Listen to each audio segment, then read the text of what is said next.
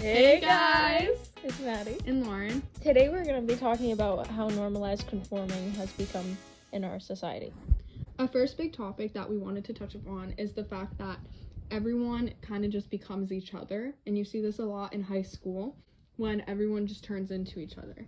And me and Maddie talk about this a lot together when we're just hanging out. But when you look at it closer, you realize how drastic it actually is.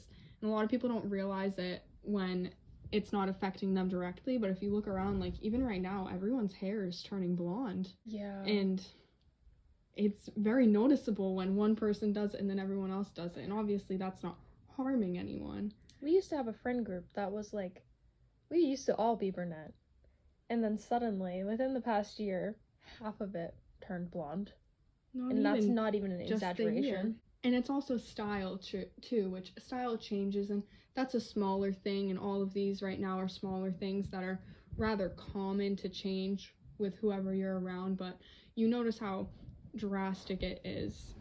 I feel like that's another thing that does come with age, but when you look at it more closely, like Lauren was saying, it is a form of assimilation. It is, you're right. I also want to touch upon the fact that when you're younger, you have so much more of uniqueness, that's the word, and you're less embarrassed to show off who you really are. You'll hear adults like often say that kids are so funny and oh my gosh, that kid is so bold, I would never do that. But when you really look at it, they were taught not to be themselves later in life, and that's truly who they are when they started. Lauren, I don't think I ever told you, but when I used to work at the horse barn, there was other stable hands, and one of them was, I want to say, 10 to 12 years old. I'm not exactly sure. But a little girl who doesn't quite know who she is yet. Yeah. I'm gonna assume. Most of us didn't.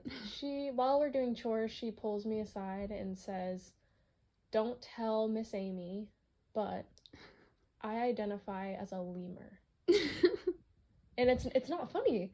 Seriously. She came over and said, "I identify as a lemur." Yeah. And I said, "What made you come to that assumption about yourself?" Yeah. Like, how'd she get there? And she said she just felt that way. And she wanted to express it. And I said, okay, I can accept that. But, when I was thinking to myself, you are 10. You are 12, maybe, at most. And when I was 12, I was wearing tracksuits that said gymnast. Gymnast is life on it, from Justice. I remember this very well. And I was doing cartwheels on the sidewalk when I'd go on my family walks. Yes, you were. I didn't even have a second thought about what species I was. I wonder if other people have noticed this and not just us. Let's ask. Now we're gonna interview Lauren's brother, Cam. Hello? Hello. Have you ever caught yourself or the people around you trying to change themselves to fit in? Oh, yeah, absolutely. Can you elaborate? I feel like it's just an easy thing that people do. They probably don't even think about it sometimes, but, you just want to fit in a lot of times, and you want people to like you, and if you like them, you can still be who you are, but you might, just adapt to them a little bit. Yeah. And how did that make you feel about yourself, or how do you think that made them feel about themselves?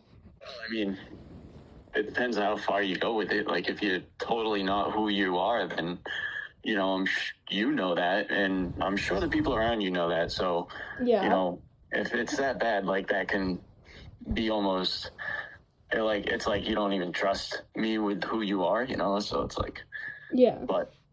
But if you just, there are degrees of it, so. Is there anything else you'd like to add, Cam? No, I think that pretty much summed it up. Do you have any advice for your audience? Just be you. Thank you so much for your time. You're welcome. Anytime. Bye, I love you. I love you too. Going back to what you were talking about with younger kids and, the younger generation, I feel like we were talking earlier a lot about how we do that a lot and we see it a lot in teenagers, but honestly, nowadays we're seeing it in kids too, and it's just really sad to think about how much our society is changing as a whole. I mean, if you even look at it, we'll joke all the time about the Sephora kids, or we'll hear a lot of other people joke about it.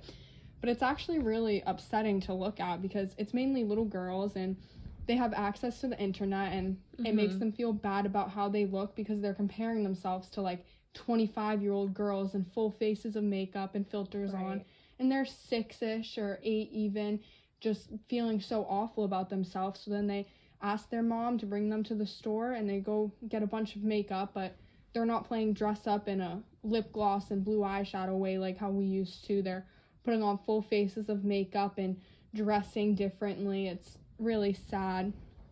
I feel like a lot of parents these days give their children like tablets or phones at a really young age, and then they find access to social media, and a lot of parents don't monitor that or limit it at all, or understand the effect that social media will have the in severity. Their kids.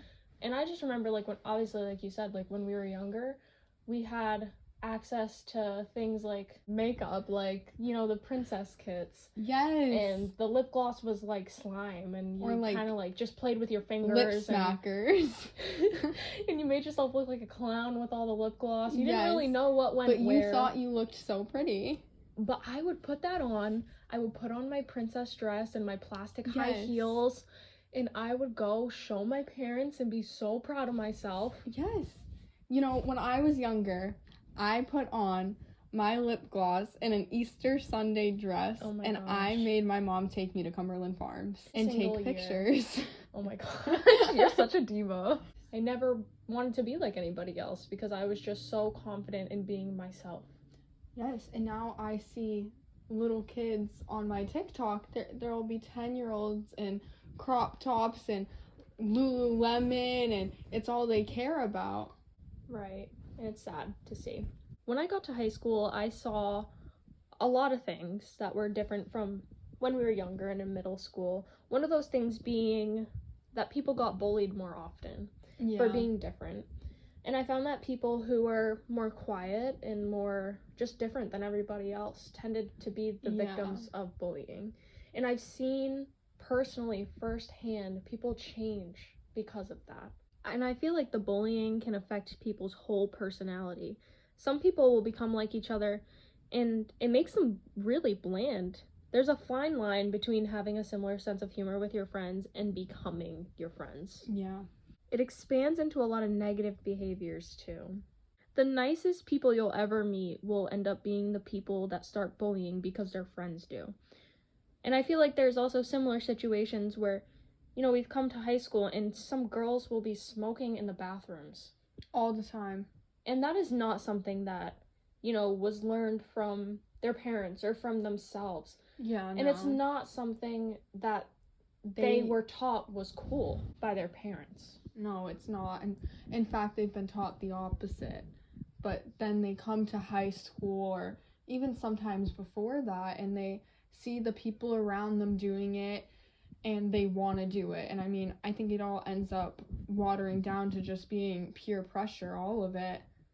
Yeah, I agree. People will start smoking and drinking because their friends do, and they think, well, my friends are doing it, why shouldn't I? So they want to do it as well. It's a slippery slope. Overall, just be yourself. And that's all for today. Bye. Bye.